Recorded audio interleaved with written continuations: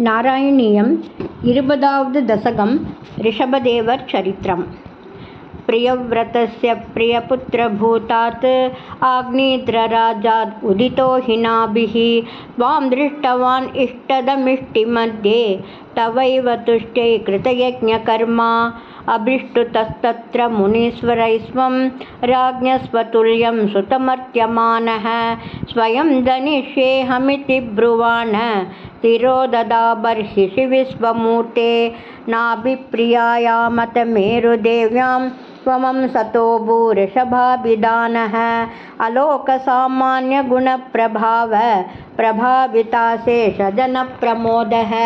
त्वयि त्रिलोकीभृतिराजभारं निधाय नाभिः सह मेरुदेव्या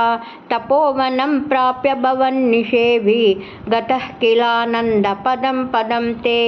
इन्द्रस्त्वदुत्कर्ष कृदादमर्षात् ववर्षनास्मिन्न जनाभवर्षे यदा तदा त्वं निजयोगसख्या स्ववर्षमेन व्यददासु वर्षं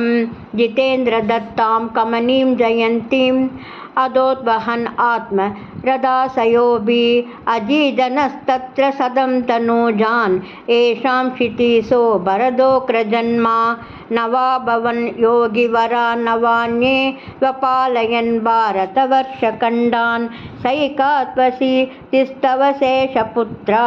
तपोबलाद् भूसुरभूयमीयुः उक्त्वा सुदोप्योतमुनीन्द्रमध्ये विरक्तिभक्त्यन्वितमुक्तिमार्गं स्वयं गतः पारमहंसवृद्धिम् अथा जडोन्मत्तपिशाचचर्यां परात्मभूतोऽपि परोपदेशं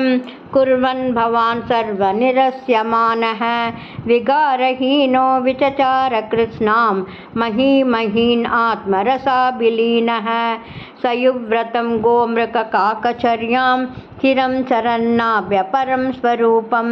तवा हृदाङ्गकुटकाचले त्वं तापान् ममापाकुरुवादनाथः। गुरुवायुरप्पा चरणं सर्वत्र गोविन्दनामसङ्कीर्तनं गोविन्द गोविन्द।